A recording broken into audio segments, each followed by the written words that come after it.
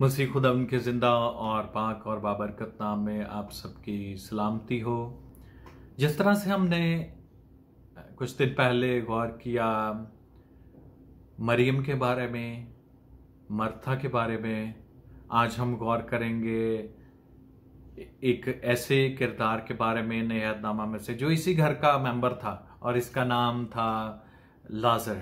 तो इस घर में हमें तीन शख्सियत नज़र आती हैं, दो के बारे में हम गौर कर चुके हैं और तीसरी शख्सियत है लाजर। और इस शख्स के बारे में हमें बाइबल मुक़द्दस में पता चलता है कि इससे खुदावंद मोहब्बत रखता था और खुदावंद यीशु मसीह ने इसकी ज़िंदगी में एक बहुत बड़ा काम किया और ये मर चुका था और 4 दिन का मुर्दा ज़िंदा हुआ, जो हिस्ट्री में कभी किसी ने ना देखा और ना सुना, क्योंकि 3 दिन का लाश जो है या मुर्दा, 3 दिन का मुर्दा जो है वो गलना सड़ना शुरू हो जाता है और 3 दिन के बाद उसमें से बदबू आना शुरू हो जाती है, लाश फटना शुरू हो जाती है। तो ये शख्स 4 दिन के बाद ज़िंदा हुआ, जो कि हिस्ट्री में और पूरी तारीख अगर दुनिया की उठा के देखें तो ऐसा सरीख मोजज़ा और वाक़या जो है हमें नज़र नहीं आता। तो इस ख़ानदान की ज़िंदगी में एक बहुत बड़ा काम हुआ और जिसके वसीला से खुदा उनके नाम को इज़्ज़त और जलाल भी मिला। तो ये ख़ानदान बैतनिया का ख़ानदान है और इस ख़ानदान के 3 अफराद हैं। बाइबल मुक़द्दस में अगर हम नए अहदनामा का मुतालिया करें तो वहाँ पर हमें 3 शख्सियत नज़र आती हैं, मर्था है, मरियम है और लाजर है। ये घराना जो है वो खुदा की खिदमत के लिए मशहूर हमें बाइबल मुक़द्दस में नज़र आता है कि खुदा यीशु मसीह जब भी बैतनिया आते तो इस घर में वो ज़रूर आते और इस ख़ानदान से खुदा यीशु मसीह मोहब्बत रखता था और इस ख़ानदान की ज़िंदगी में एक बड़ा मौजज़ा ज़ाहिर हुआ। तो ये ख़ानदान हमें बाइबल मुक़द्दस में नए अहदनामा में बड़ा असर व रसूख वाला ख़ानदान भी नज़र आता है कि मरियम जो है इसकी बहन लाजर की, वो खुदा यीशु मसीह के लिए बेशकीमत तेल लेकर, इत्र लेकर आई और लाजर की मौत के बाद हम देखते हैं कि यहूदियों के लिए एक बड़ा एहतमाम किया गया, एक बड़ा जो है वो हमें जमात नज़र आती है जो जहाँ एक जगह पर इकट्ठी थी और हमें खुदा यीशु मसीह की मोहब्बत इस ख़ानदान के बारे में भी पता चलती है। और खुदा यीशु मसीह लाजर को दोस्त अजीज़ रखते थे, दोस्त समझते थे और खुदा यीशु मसीह हमें गमगीन नज़र आते हैं। और वहाँ पर अगर हम बाइबल मुक़द्दस का बगौर मुतालिया करें तो वहाँ पर खुदा यीशु मसीह के रोने का जिक्र भी हमें नज़र आता है कि लोगों ने कहा कि ये इसको इस कदर अजीज़ था और वो खुदा यीशु मसीह का वहाँ पर रोने का जिक्र भी हमें मिलता है कि खुदा यीशु मसीह वहाँ पर गमगीन होते हैं और रोते हैं।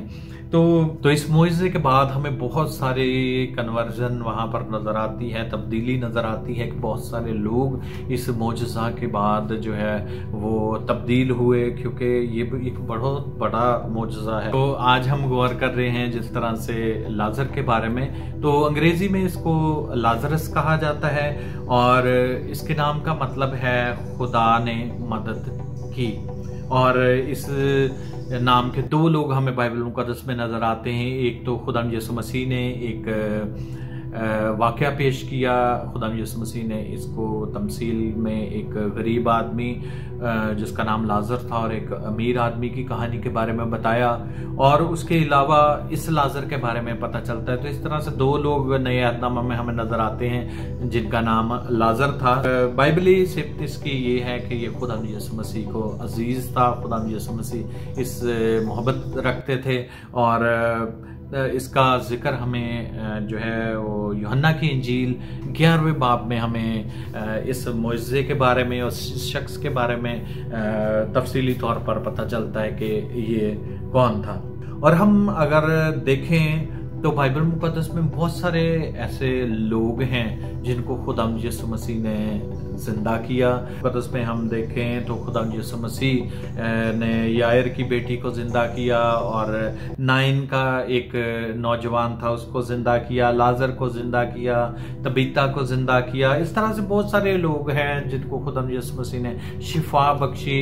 और खुदा यीशु मसीह जब मुर्दों में से जी उठे तो लिखा है कि बहुत सारे ईमानदार जो हैं उनके जिस्म जो हैं वो चलते फिरते हुए नजर आए है खुदा यीशु मसीह के जी उठने के साथ बहुत सारे ईमानदार भी जी उठे और उनको बहुत सारे लोगों को दिखाई भी दी। हम देखते हैं कि बहुत सारे लोग बाइबल मुकद्दस में जिनको खुदा यीशु मसीह ने जिंदगी बख्शी और वो जिंदा हुए, लेकिन उनमें से लाजर एक खास हैसियत रखता है कि वो मर जाने के बाद 4 दिन के बाद जिंदा हुआ, और इस लिहाज से लाजर जो है उसकी जिंदगी में जो मौजज़ा जाहिर हुआ वो खुदा के नाम को इज्जत और जलाल देने का बाइस भी ठहरा। हालांकि लाजर ने कोई मनादी नहीं की, वो खामोश हमें नजर आता है और लाजर की कोई बात हमें बाइबल मुकद्दस में नहीं मिलती कि उसने जाकर गवाही दी, लोगों को बताया हो। उसकी जिंदगी ही जो है वो बिशारत का बाइस बनी है, उसकी जिंदगी ही, उसकी खामोशी ही जो है, क्योंकि लाजर के बारे में सबों को पता था। लाजर के बारे में वो एक मशहूर फैमिली थी बैतनिया में, और वहाँ पर जब ये मौजज़ा जाहिर हुआ तो जो लोग नहीं भी लाजर को जानते होंगे वो भी जान गए, और जो लोग खुदा यीशु मसीह को नहीं जानते थे उन्होंने भी लाजर के जिंदा होने के मौजज़ा को सुनकर खुदा यीशु मसीह पर ईमान लाए। तो इस खानदान के वसीला से हम देखते हैं कि खुदा यीशु मसीह के नाम को इज्जत और जलाल मिला। अब हम गौर करते हैं कि ये शख्स खुदा यीशु मसीह को बहुत अजीज था। यूहन्ना की इंजील 11वां बाब और उसकी 36वीं आयत से जिस तरह से लिखा है कि देखो वो उसको कैसा अजीज था। लाजर जब बीमार पड़ गया तो उसकी बहनों ने खुदा यीशु मसीह को पैगाम भिजवाया कि खुदा जिसे तू अजीज रखता है वो बीमार है। खुदा यीशु मसीह को ये खबर मिली लाजर की बीमारी की, तो खुदा यीशु मसीह को वहाँ पर तकरीबन 2 दिन लग गए वहाँ पर, और मजीद 2 दिन वहाँ खुदा यीशु मसीह रहे। और खुदा यीशु मसीह जो है वो यहूदिया के लोगों को ये कह कर आए कि हमारा दोस्त जो लाजर है वो सो गया है। तो खुदा यीशु मसीह उसको जो है वो दोस्त समझते थे, खुदा यीशु मसीह उससे मोहब्बत रखते थे। लोगों ने इकरार किया कि ये उसको कितना अजीज था कि खुदा यीशु मसीह को वो रोते हुए देखकर ये बात का इकरार करते हैं कि ये शख्स इसको कितना अजीज था। तो लाजर की जिंदगी से हम एक और बात भी सीख सकते हैं कि जो यीशु के अजीज हैं वो मुर्दों में से जी उठेंगे। तो ये अक्कासी करता है आने वाली क़यामत की, ईमानदारों की क़यामत की अक्कासी करता है कि जो यीशु के अजीज होंगे, जो यीशु की पैरवी करते हैं, जो यीशु के साथ चलते हैं, जो यीशु में जिंदगी बसर करते हैं और जिनसे यीशु मोहब्बत करता है, वो एक दफ़ा फिर जिंदा किए जाएंगे जब खुदा यीशु मसीह की आमद सानी होगी। और उन लोगों के लिए खुदा यीशु मसीह ने वादा किया, मैं जाता हूँ ताकि तुम्हारे लिए जगह तैयार करूँ, और आसमानी मकामों में हमारे लिए और उन लोगों के लिए जो खुदाम से मोहब्बत रखते हैं, जिनको खुदाम अजीज रखता है, जो खुदावंद के अजीज हैं और जो खुदावंद को अजीज रखते हैं, उनसे खुदाम ने वादा किया है कि आसमानी मकामों में उनके लिए जगह तैयार है। और जिनसे खुदा मोहब्बत रखता है वो भी लाजर की तरह से फिर से जी उठेंगे आमद सानी के मौका पर, और खुदा यीशु मसीह के साथ जो है वो हवा में उड़कर उसका इस्तकबाल करेंगे। तो ये मौजज़ा जो है वो हमें अक्कासी करता हुआ नज़र आता है आमद सानी का।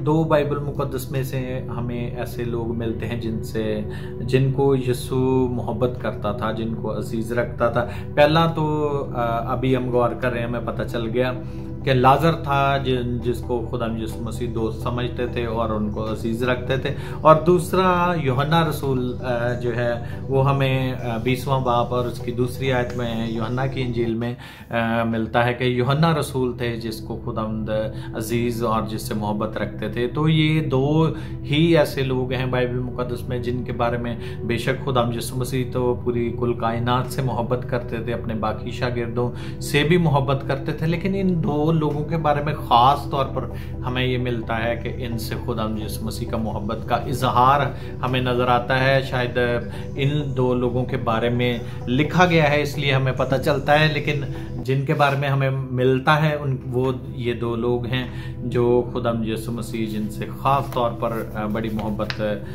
रखते थे। तो अगर यूहन्ना की इंजील 5वां बाब और उसकी 25वीं आयत देखें तो वहाँ पर एक बड़ी ज़बरदस्त बात हमें इस मौजज़े से रिलेटेड ही नज़र आती है कि वहाँ पर लिखा है, मुर्दे खुदा के बेटे की आवाज़ सुनेंगे और जो सुनेंगे वो जिएंगे। और जिस तरह से खुदा यीशु मसीह ने कब्र पर जाकर इस लाजर को कहा कि भाई राजा जो सो गया था उसको जगाने के लिए खुदा यीशु मसीह वहां पर गए। और लाजर जब मर गया तो खुदा यीशु मसीह ने कहा कि हमारा दोस्त लाजर सो गया है और मैं उसे जगाने जाता हूँ। वहां पर हमें नजर आता है कि शागिर्द इस बात को नहीं समझे कि खुदा यीशु मसीह किस तरह की बात कर रहे हैं। वो ये समझे कि शायद वो दुनियावी नींद में जैसे हम सब सो जाते हैं वैसे सो गया है। तो तब खुदा यीशु मसीह उनको साफ ये कह दिया कि लाजर जो है वो मर गया है। दुनिया के लिए ये एक बहुत बड़ा मौजज़ा है, लेकिन खुदा यीशु मसीह के लिए ये आसान बात थी, क्योंकि ज़िंदगी का मालिक जो है वो वहाँ पर मौजूद हुआ और ज़िंदगी के मालिक ने लाजर को पुकारा और ज़िंदगी जो है वो लाजर में वापस आई और लाजर उठ खड़ा हुआ और उसने हुक्म माना। और हम देखते हैं कि लाजर को ये कहा गया कि निकला और वो और उस सोए हुए को जागना पड़ा और 4 दिन के मुर्दे को खुदा के बेटे की आवाज़ सुनकर जीना पड़ा। अगर हम देखें तो जिस तरह से लिखा है कि मुर्दे खुदा के बेटे की आवाज़ सुनेंगे और जो सुनेंगे और वो जिएंगे। तो जिस तरह से ये आयत हमें नजर आती है यूहन्ना की इंजील 5वें बाब 24वीं आयत में, तो ये आयत हमें वहाँ पर नजर आती, खुदा यीशु मसीह ने आवाज़ दी और ये शख्स बाहर निकल आया, क्योंकि मुर्दे खुदा की आवाज़ को सुनेंगे।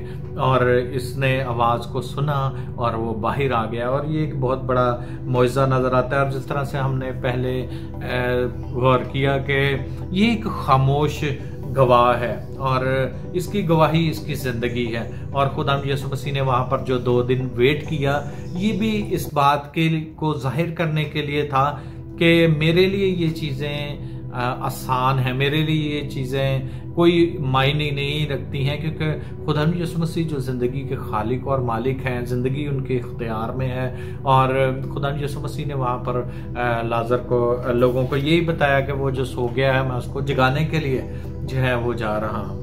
तो लाजर को चिल्ला चिल्ला के कहने की ज़रूरत नहीं पड़ी कि मैं जी उठा हूँ, मैं मर गया था, मैं अब जी उठा हूँ, और उसने लोगों को कहने की ज़रूरत नहीं पड़ी।